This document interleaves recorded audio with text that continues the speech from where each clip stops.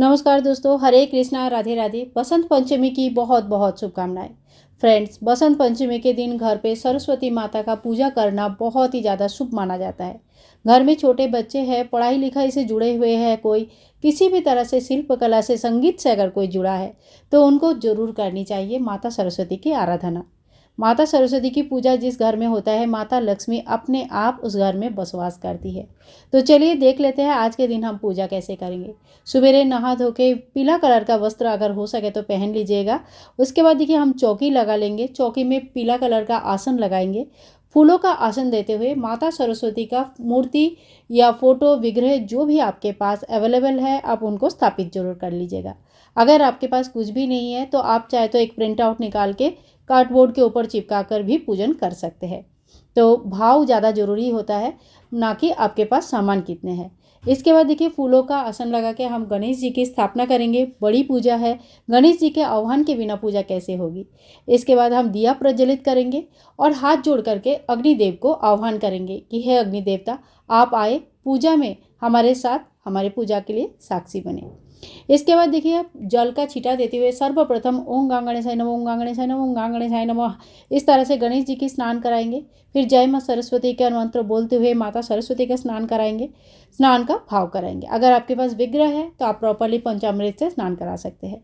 इसके बाद देखिए ओम वस्त्रम समर्पयामि, इस मंत्र का जप करते हुए भगवान गणेश जी को हम वस्त्र चढ़ाएंगे, कलावा चढ़ाएंगे, जैनोई चढ़ाएंगे। जैनोई नहीं है तो कच्चा सूत को 7 बार लपेट के चढ़ा सकते हैं। आप थोड़ी सी हल्दी जरूर लगा लीजिए अगर सफ़ेद जैनोई है तो। इसके बाद माता सरस्वती का हम वस्त्र स्वरूप कलावा चढ़ाएंगे। और अगर आपके पास फूल की माला है, सफ़ेद फूलों की माला है, तो आप ज़रूर माला पहनाइए, बहुत ही सुंदर दिखते हैं। तो यहाँ पे मैंने भगवान को माला पहना दिया है।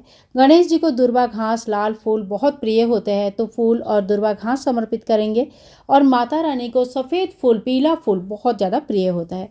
तो अगर आपके पास पीला सफ़ेद फूल है या कोई भी रंग का फूल है तो सबसे पहले आप माँ की चौकी को फूलों से ज़रूर सजाइए। बसंत ऋतु जो होता है, फूलों की ऋतु होती है, तो हमें फूलों से ज़रूर सजानी चाहिए।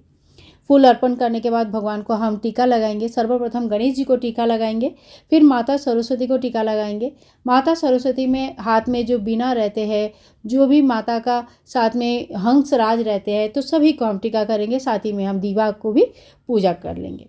इस तरह से पूजन होने के बाद हम भोग चढ़ाएंगे। भोग में आप फल का भोग चढ़ा सकते हैं, पीला चावल बना सकते हैं, कोई भी पकवान घर पर बना सकते हैं। आपके रीति रिवाज के अनुसार जो भी पकवान बनाया जाता है उस पकवान का भोग आप जरूर चढ़ाइए। साथ ही में सफ़ेद मिठाई की भोग, माखन मिश्री आप चढ़ा सकते हैं, आप बतासा चढ़ा सकते हैं या रामदाना भी चढ़ा सकते हैं। या तो कोई अगर खोआ का अच्छी कोई मिठाई आप बना सकते हैं तो वो भी चढ़ाइए। कहने का मतलब है अच्छे अच्छे भोग इस दिन बनाया जाता है, माता को चढ़ाया जाता है। इसके बाद हम धूप दिखाएंगे, दीप दिखाएंगे और पंचोपचार पूजा करेंगे। आज के दिन देखिए बुक्स का, किताबों का, पुस्तक का पूजन किया जाता है। तो आपके घर में अगर बच्चे हैं, पढ़ाई कर रहे हैं, तो उनकी कुछ बुक्स या तो हो सके तो सारे बुक्स, अपना अगर आप कुछ पढ़ते हैं तो वो बुक्स, साथ ही में कोई भी वाद्य यंत्र है, अगर कुछ नहीं है तो घंटी, बांसुरी, इनकी भी पूजन आप कर सकते हैं। क्योंकि घंटी हमारे घर में, सभी के घर में रहते हैं। पूजा के समय हम लोग सभी लोग घंटी बजाकर पूजा करते हैं। इस तरह से वाद्य यंत्र और पुस्तकों का पूजा होने के बाद हम हाथ में एक फूल लेके व्रत कथा जरूर पढ़ लेंगे। तो बसंत पंचमी के दिन जो कथा पढ़ा जाता है, वो कथा आपको कोई भी पूजा रिलेटेड बुक्स में मिल जाती है, या आप ऑनलाइन भी पढ़ सकते हैं या हमारे चैनल पर सुन भी सकते हैं। कथा होने के बाद फूल को हम चौकी में ही रख लेंगे। और जो बुक किताब है ये आप आज के दिन यहीं रहने दीजिए। अगर उठाना भी है तो जब तक दिया जल रही है, दिया शांत नहीं हो रहा है, तब तक कम से कम बुक्स को और किताब को इसी चौकी में रख दीजिएगा। बहुत ही ज़्यादा आशीर्वाद की प्राप्ति होती है, बहुत अच्छा रहता है। स्टूडेंट्स घर में है तो पूजन भगवान के जरूर कीजिएगा और बच्चों को भी पूजा में शामिल कीजिएगा।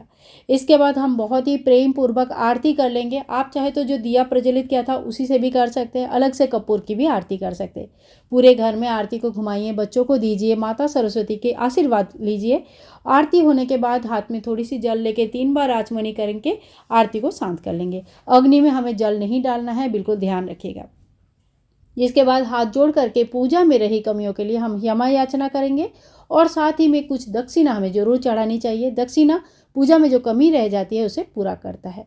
बच्चों के उज्जवल भविष्य के लिए माता के पास आशीर्वाद की प्रार्थना करते हुए हम पूजा का समापन करेंगे। तो इसी तरह से हमें सुबेरे पूजा करनी है, शाम को भी भगवान को आप माता रानी को आप पूजा भोग चढ़ाइए, धूप दिखाइए, दीप दिखाइए और इस तरह से पूजन कीजिए। थोड़ी देर बाद पूजा के बाद आप भोग प्रसाद यहाँ से हटा सकते हैं, बच्चों में और बाकी घर के मेंबर्स में बांट सकते हैं। फ्रेंड्स, आज का ये सरल पूजा विधि अगर आप लोगों को पसंद आया तो ज़्यादा से ज़्यादा शेयर कीजिएगा और हाँ, चैनल को सब्सक्राइब जरूर करके रखिएगा इसी तरह का और वीडियोज़ के लिए। तब तक के लिए विदाई लेती हूँ। हरे कृष्णा, राधे राधे।